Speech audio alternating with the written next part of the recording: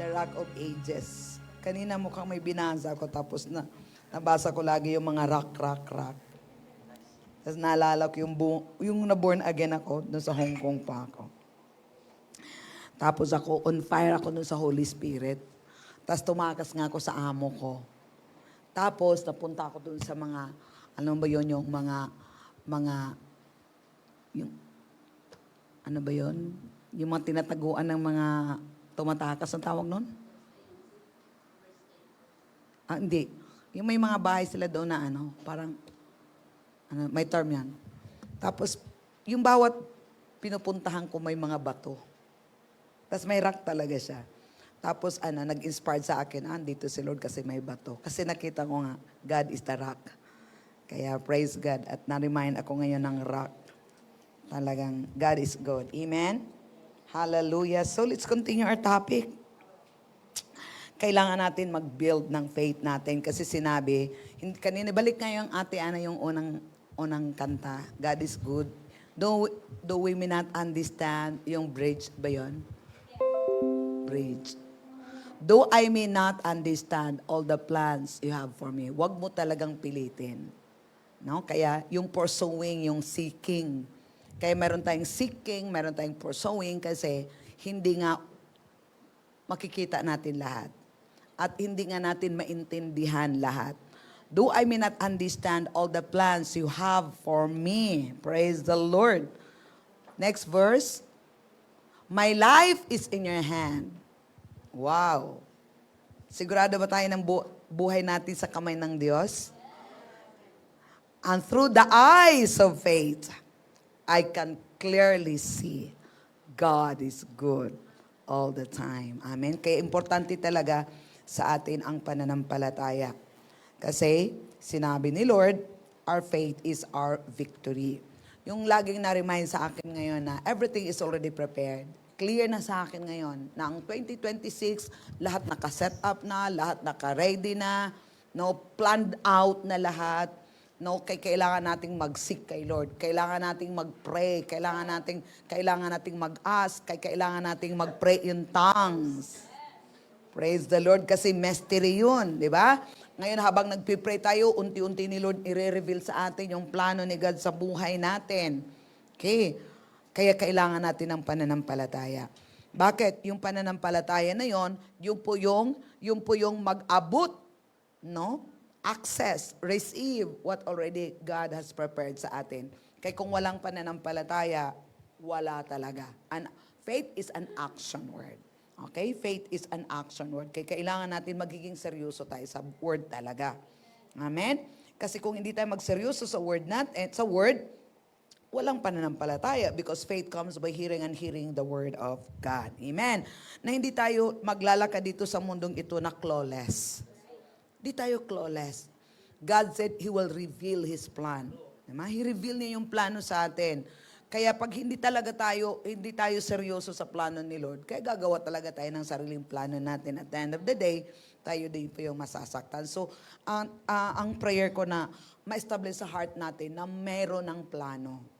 Nakalatag na ngayon yung plano ni God sa buhay po natin. Okay? So, kailangan natin kaya ganito yun pag nagpipray ka, ni-reveal ni Lord. Kaya magtatrabaho mo, pray ka uli, reveal ni Lord, pray ka uli, reveal ni Lord.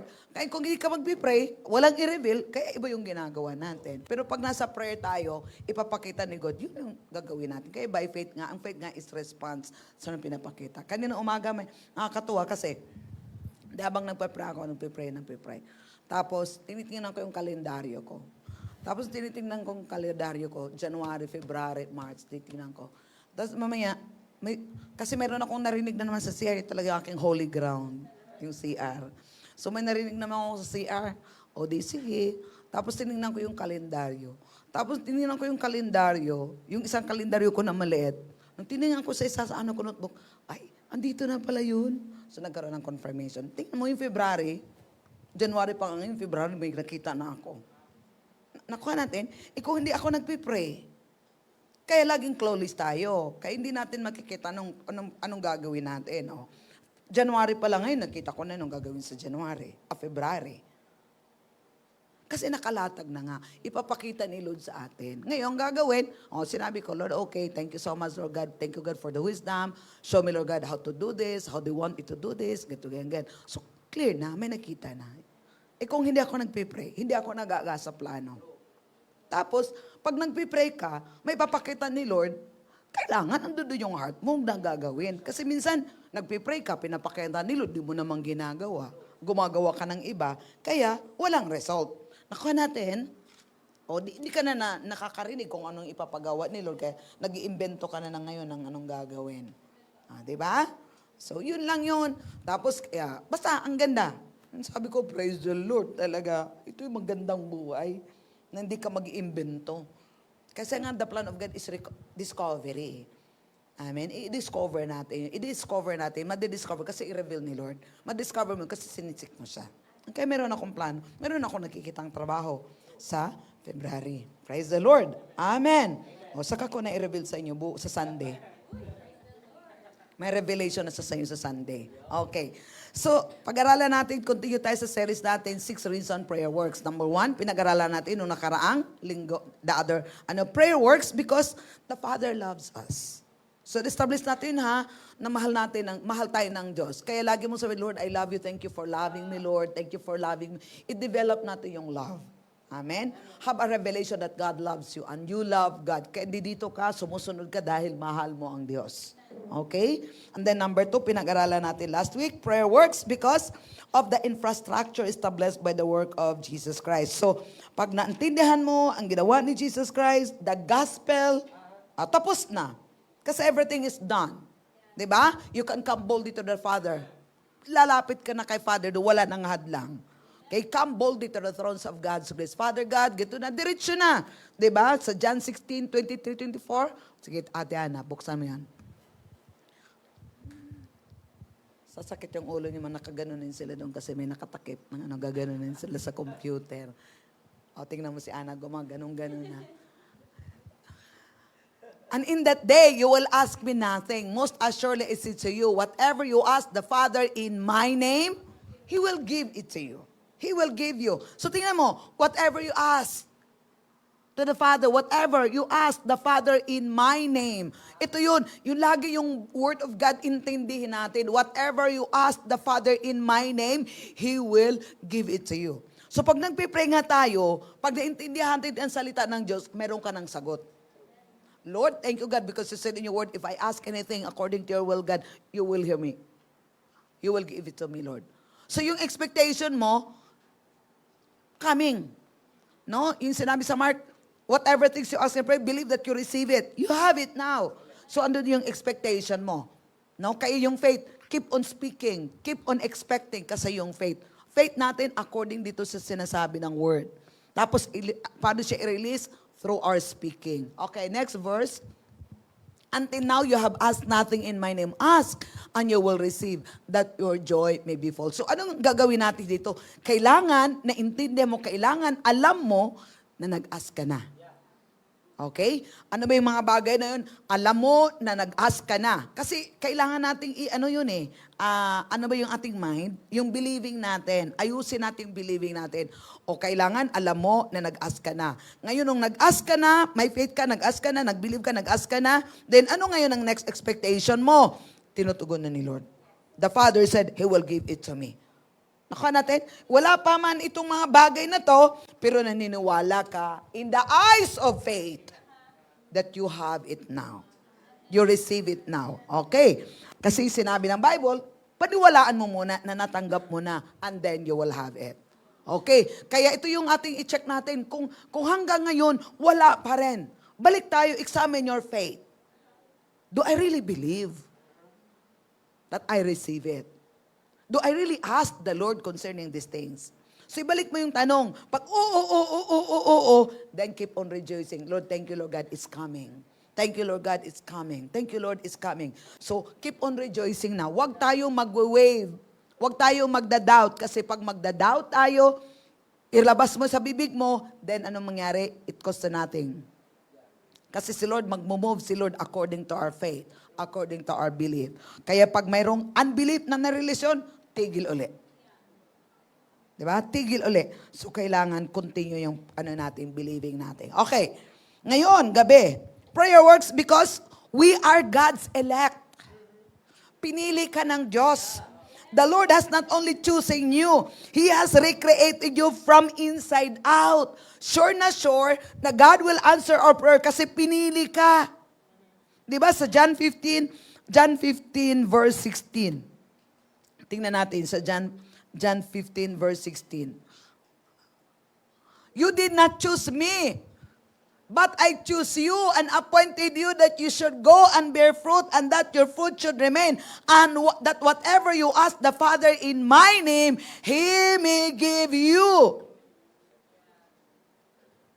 Pinili ka. Hindi tayong pumili. Siya ang pumili sa atin. Kaya may part talaga din tayong gagawin, di ba? Ate Ana, konting lakas, konti Ate Ana. Okay. The Lord has not chosen you. He has recreated you. Kawangis na tayo ngayon ng Diyos. Nung tinanggap natin si Kristo sa buhay po natin, binago na niya lahat tayo. We are new species. You are new recreation. New recreation. In the Spirit, nire-recreate tayo. Alam mo yung recreation? Binago. Hindi lang renovation, binago. Yung lahat mong luma, wala na, bago ka na ngayon. Wala yung dati mong pagkatao, ganun ka na ngayon. Hindi tayo renovate. Hindi tayo nirecon. Nire-recreate, binago. Lahat ng luma mo, wala na. Bago na lahat. Amen. Yung mukha mo hindi nababago. Yung ugali mo hindi pa. Pero yung espiritu mo bagong-bago. Brand new. Amoy langit.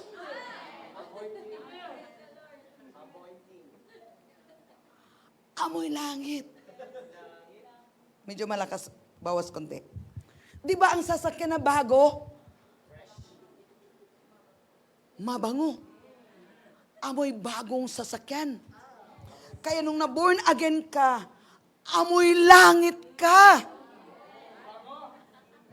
Bango. Brand new nga eh. Sige, anong amoy ng brand new? Ganun ka. Nung na-born again ka, binago ka ng Diyos, brand new ka na, amoy langit.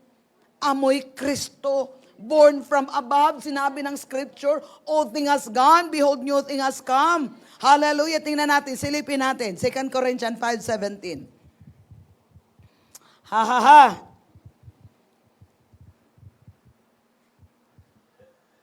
Kaya kailangan natin i-maintain yun. Therefore, sa Amplified ate, please.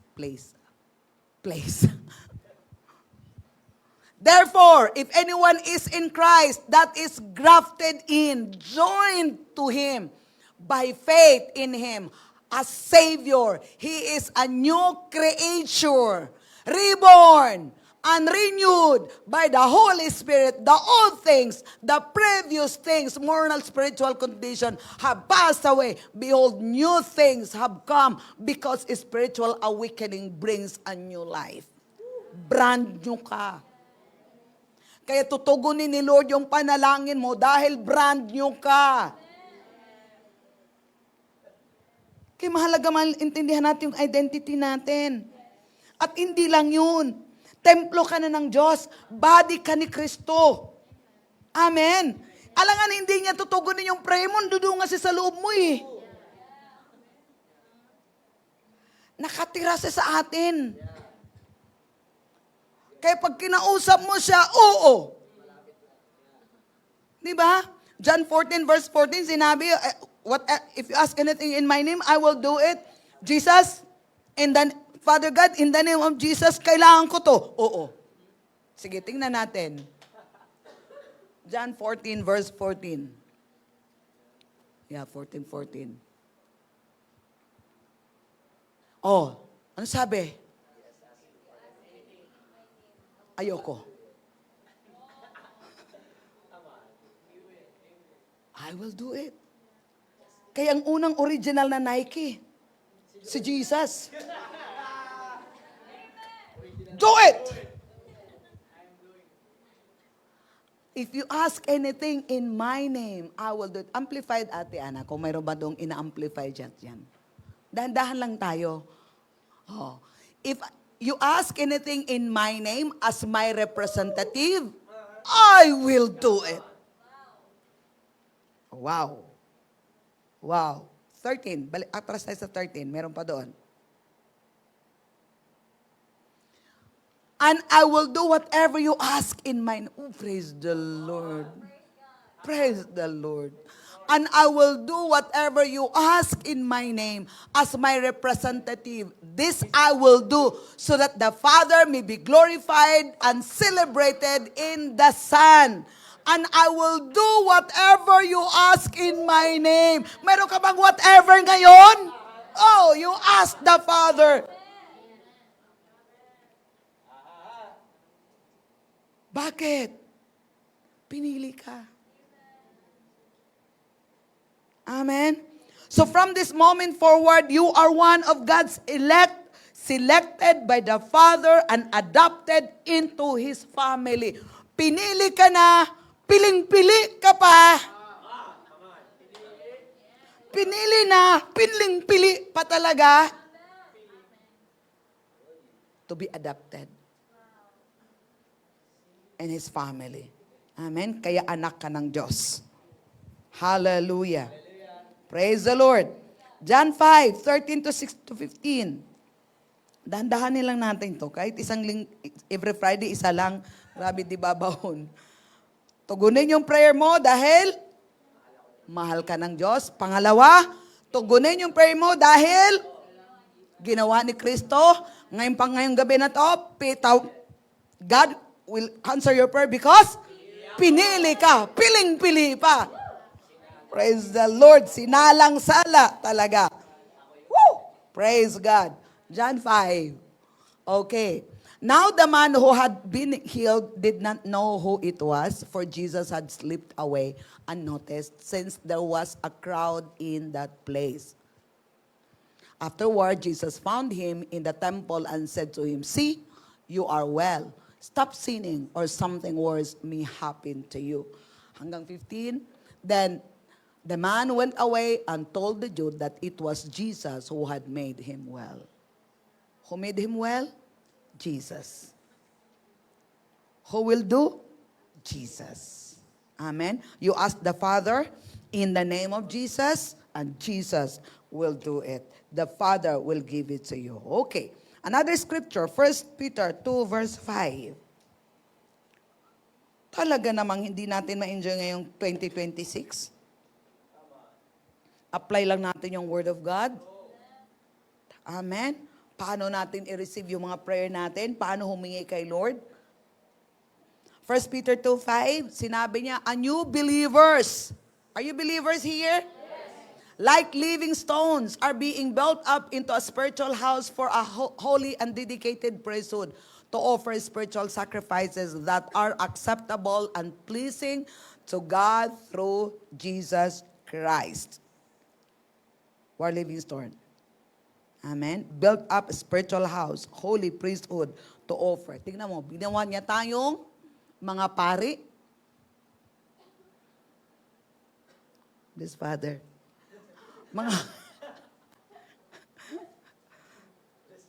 to offer a spiritual sacrifice that are acceptable and pleasing to God through Jesus Christ. Amen. Okay, 9 to 10. Okay, yung verse. Bless Father. But you are a chosen race, a royal priesthood, a consecrated nation, a special people for God's own possession, so that you may proclaim the excellencies, the wonderful deeds and virtues and perfection of Him who called you out of darkness into His marvelous light. Wow, verse 10. Once you were not a people, at all. But now you are God's people. Once you have not received mercy, but now you have received mercy. We are belong to God. The same God. Kay Jacob, kay Abraham, yung inawit natin kanina, the same God. Amen? Hallelujah. So if we truly God's people, no request is too big for Him to answer. Kung anak ka talaga ng Diyos. Kung alam mong pinili ka ng Diyos. Kung alam mong mahal ka ng Diyos. Kung alam mong binili ka na ng Diyos sa pamagitan ng kanyang anak na si Jesus. Kapatid, walang malaking request na hindi tutugunin ng Diyos. Nilikha niyang sanlibutan para sa iyo. Ano ba ang hindi kaya niyang ibigay sa iyo? Yun yung picture. Binigay niya nga sa atin ang kanyang bugtong na anak. Yung pa kaya mga pangailangan natin, hindi niya ibibigay. Anong kulang? Pananampalataya. Understanding of the Word of God. Amen. So kailangan natin yung purso nating taon na to, dapat yung Word of God. Dapat magbababad tayo sa Word of God. Kung gusto talaga natin ma-enjoy natin yung taon na to. Kung gusto talaga natin na makita natin yung plano ni Lord. Kung gusto talaga natin ma-enjoy natin yung pangarap ni God sa buhay po natin. Kung gusto talaga natin na magpa-prosper tayo, ma-enjoy natin yung prosperity na sinasabi ng Bible. Kung gusto talaga natin ma-enjoy natin yung covenant ni Lord sa buhay po natin, number one talaga is the Word of God. You have to work out. You have to feed yourself. You have to have your own faith. Amen? Double time, basa, pakinig, babad sa salita ng Diyos. Kasi kung hindi tayo magbababad sa salita ng Diyos, ibang binababad mo, kayo nabubuo ng pananampalataya mo. Amen? According to the measure of what you hear. 2 Chronicles 7:14. Praise the Lord. If my people, 2 Chronicles 7:14, and my people who are called by my name, humble themselves and pray and seek, crave. Wow. Wow. Hindi lang pray. Tapos na. Pray and seek, crave, required as necessity, my face and turn from their wicked ways, then I will hear them from heaven and forgive their sins and heal their land. Tingnan mo yung seeking, nagkikrave. Diba? Nagkikrave talaga ako ngayon ng sweets. Gagawa ka talaga ng paraan kasi nagkikrave ka. So ganun din, yung pag-pray natin, yung pag-seek natin kay Lord, i-required mo yon as necessity. Hindi, importante talaga, kailangan ko manalangin, kaya i-push mo talaga yung sarili mo, manalangin tayo. In Jesus' name. Hindi lang, Ramo, Shakaramanda, check. Tapos na. Anong resulta? Wala. Kasi, hindi siya ginawang necessity. Hindi siya ni-require mo sarili mo na necessity to. Amen? Kaya walang result. Amen. Hallelujah. Prayer lang. Kaya na pinag-aralan natin, 6 reason why reasons prayer works. Ibig sabihin, hindi lahat ng prayer nag-work. Kaya kailangan mayroon tayong foundation. Biblical foundation, understanding, revelation, sa panalangin. Kung paano talaga mananalangin. Okay. Number 4. Ay, sumingit pa kayo May 1 minute daw. Prayer works because we are the righteousness of God in Christ. Alam mo yun, wala na talaga. Wala nang harang. Malaya ka nang pumasok. Kagaya dito sa church, lagi nakabukas, pasok ka lang. Ganon din. Sa John 10:9. Pakibukas ngayon John 10:9. John 10:9. Hallelujah. I am the door. Anyone who enters through me will be saved and will live forever, and I will go in and out freely and find pasture, spiritual security. Praise the Lord. Hallelujah. In and out ka na. Kasi doon na si Jesus eh. Lapit ka lang kay Lord. Tapos meron kang Psalms 110, Psalms 100 verse 4. Enters gates with thanksgiving. Amen. Hallelujah. Sabi mo kaagad, come right in the presence of God with thanksgiving. Father, thank you. Thank you, Lord. I'm here now in your presence, Lord. Without any sin conscious. With a revelation that you are you are a child of God. With a revelation that He is your Father. With a revelation that there's no wall. With a revelation that you are righteous. Alam mo, importante yung identity natin eh. Kasi kung naisip natin laging kasalanan, makasalanan ka, talagang hindi ka makalapit. Kasi condemn. Amen? Pero paglapit mo, alam mong malinis ka na, brand new ka na nga eh. Nakuha natin?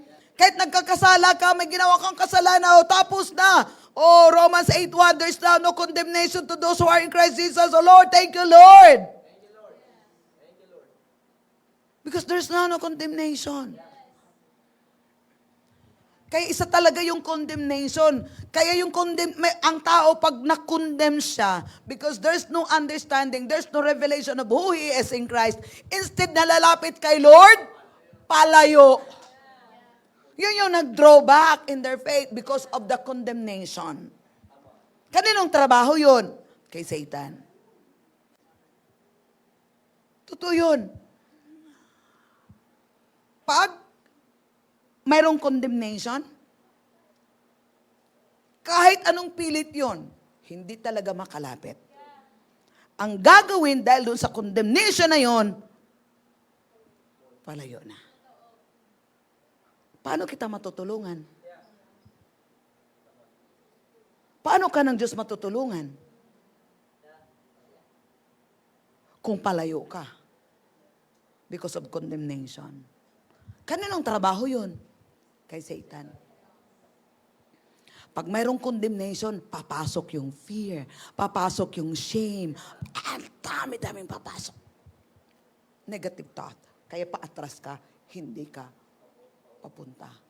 But if you know that you are the righteous of God, master mo na yung Psalms 1 John 1:9, if you confess your sin to God, that's why humility is important.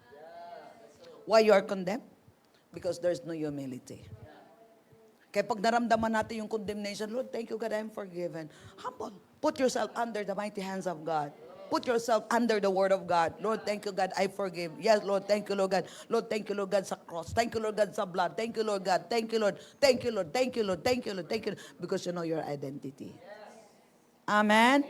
Hallelujah. Praise the Lord. Hallelujah. Hallelujah. Hallelujah. You are the righteousness of God. Ang kagandahan yung righteousness mo is equal with God. Kung gaano si God katuwid, ganun ka rin katuwid. Nung na-born again ka, nung binago ka, yung brand new ka, yung katuwiran mo equal with God. Nakuha natin yun. Kaya meron tayong laging confident na lumapit kay Lord. Because it is not our righteousness, it's His righteousness. Yung righteous na yun, that you have now the right to stand in the presence of God. Kaya kahit nagkakamali ka, you know that you are righteous, you can always come to the Father, Father, thank you. Pwede bang makiusap? Pwede bang baguhin natin yung isip natin? Not to be sin conscious, but Christ conscious. Ang sarap ng buhay. Pag i-renew mo yung mind mo, that you are no longer a sinner. There's no sin consciousness, but Christ conscious. Pag nagkakasala ka, nagkakamali ka, you can always smile. No condemnation. Because you know that you are Christ conscious. Christ is in you. Kaya pag hindi tayo magdesisyon, na hindi natin bago yung isip natin, pag nagkakamali ka, nakukondem ka kaagad. Come up higher. It's not your place anymore. Amen? Sige, 2 Corinthians 5:21. Okay. Ayusin muna natin to. Kasi kung mabubuhay pa rin tayo doon, He made Christ who knew no sin. Tingnan mo ginawa, Tagalogin ko na lang, ginawa si Kristo na walang kasalanan. To judicially be sin on our behalf, so that in Him we would become the righteousness of God. That is, we would be made acceptable to Him and placed in a right relationship with Him by His gracious loving kindness. That's why we can always stand right with God. Without any conscience of sin, without guilt, without shame. Tagalog, tingnan natin sa Tagalog yan. Kailanmay hindi nagkasala si Kristo, ngunit alang-alang sa atin. Itinuturing siyang makasalanan para sa pamagitan ay maituring tayong matuwid sa Diyos. Kaya ang katuwiran natin ay galing kay Kristo. Di walang hadlang. Pag sinabi mong punta tayo, may open prayer, talagang ikaw pa nangunguna, praise the Lord. Pero pag mayroong sin conscious, let's go to prayer, kayo na lang.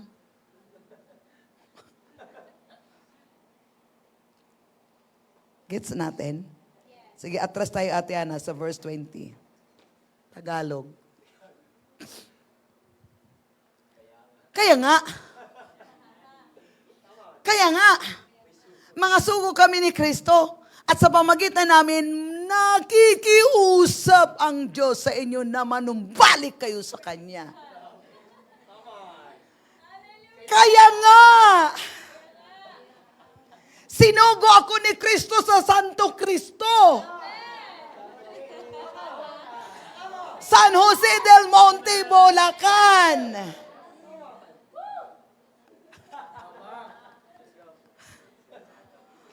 At sa pamamagitan ko, nakikiusap ang Diyos sa inyo na manumbalik na kayo sa Kanya. Okay, tunduan. Punta tayo. Kaya nga, andito ako. 21 natin. Ayaw nyo? Tingnan mo. Nakikiusap. Balik na tayo. 2 minutes na lang. Nakikiusap ang Diyos sa inyo. Sa pamagitan ng mga lingkod ng Diyos. Na manumbalik kayo sa Kanya. Tingnan mo yung puso ng Diyos. Yung ginawa niya, bumaba siya. Para abutin tayo. Nagpapadala siya ng manggagawa para makikiusap. Diyos na yun, nakikiusap pa. Makapangyarihan naman siya. Pwede naman niyang gawin lahat. Pero hindi. Nakikiusap siya. Sa pamagitan ng kanyang mga lingkod na manumbalik na kayo sa Kanya. Wow! 21. Kailanmay hindi nagkasala si Kristo, ngunit alang-alang sa atin. Itinuturing siyang makasalanan para sa pamagitan niya, maituturing tayong matuwid ng Diyos. Tas ayaw mo pa? Sige nga, tingnan natin, silipin natin anong sunod. Bilang mga katuwang sa gawain ng Diyos, nakikiusap kami sa inyo na huwag ninyong baliwalain ang biyaya ng Diyos. Huwag niyong baliwalain. Tingnan mo.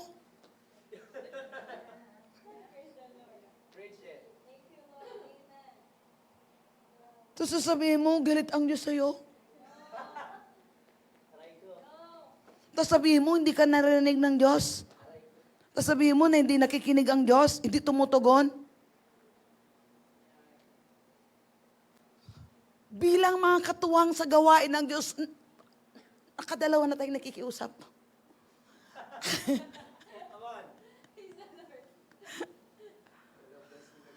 Nakikiusap kami sa inyo na huwag ninyong baliwalain ang biyaya ng Diyos. Baliwalain. Sige, ano sa English yun? Sa Amplified, tingnan sa Amplified. Working together with Him, we strongly urge you not to receive grace in vain by turning away from sound doctrine and His merciful kindness. Tingnan mo yung love ni Lord. Ano?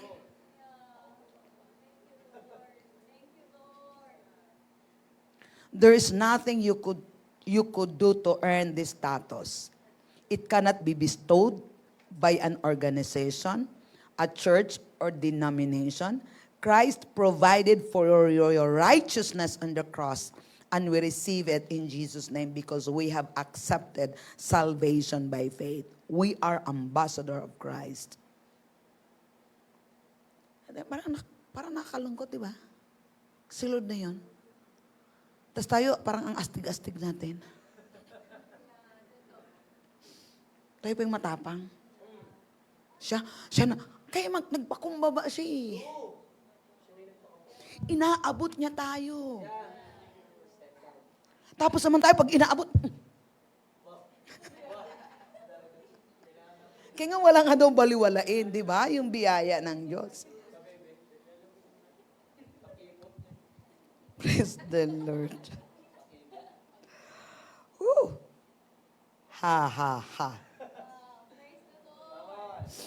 So since we are righteous, we can speak one-to-one to the Lord and receive answers. You can come po. Lord, ito yung kailangan ko, Lord. Anong gusto mo dito, Lord? Oramo, shukoromonda, yaka, shukoromonda, yaka, chakaramanda. Amen? Okay, 1 Peter 3:12. Tingnan natin. English muna, tapos itagalog natin. Oh, nakadalawa tayo ngayon.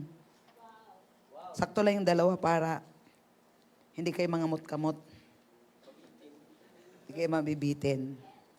At least paglabas mo ngayon, alam mong pinili ka at matuwid ka. For the eyes of the Lord are looking favorably upon the righteous, the upright, and His ears are attentive to their prayer. Eager, wow! But the face of the Lord is against those who practice evil. Tingnan mo ha, ginawa ka niyang matuwid. Sige, Tagalog muna tayo. Sige, magkwentuhan tayo ngayon. Sapagkat iniingatan ng Panginoon ang matuwid. Di ba ginawa ka ng matuwid? Naging matuwid ka dahil sa ginawa ni Kristo, hindi dahil sa ginawa mo. Kahit gumawa ka ng hindi matuwid, ngayon ang ginawa ka ni Lord na matuwid, matuwid ka pa rin sa harapan ng Diyos. Si Satan lang nagsasabi sa'yo, tingnan mo, nagkakasala ka, tingnan mo, ginagawa mo yon. Sabihin mo, hoy, meron akong Romans 8 verse 1. Sapagkat iniingatan ng Panginoon ang matuwid at sinagot niya ang mga panalangin nila, ngunit galit siya sa mga gumagawa ng masama. O ngayon, gumawa ka ng masama. Kasi meron tayong flesh. Pero alam mong matuwid ka. Automatic, renew your mind, repent. Oh Lord, nagkamali ako. Mali pa rin ginagawa ko, Lord, I repent. Ano yung repent? Renew with your mind. I-rewind mo yung mind mo. I-calibrate mo uli. Balik ka uli sa position mo. Di ba? Pagbalik mo sa position mo, ano sinabi? Sinasagot niya ang mga panalangin nila. Kaya kung pag magpipira ko ngayon, confident. Father, thank you. You always hear the prayers of the righteous. Answered na. Wala nang drama. Because I know, God, thank you, Father, you said your word, that you hear the prayer of the righteous. I am righteous. That's why God always answers my prayer.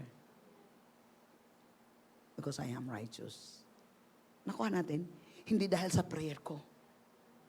Hindi dahil sinasabi niya. Nakuha natin. Baka sabihin mong yabang ko eh. This is truth. I know God hears my prayer because I am righteous. If you know that you are righteous, you should know that God hears your prayer. So that's confident. Kaya pagpasok natin sa prayer, may answer ka na. Anong answer mo? Yung word. Nakuha natin.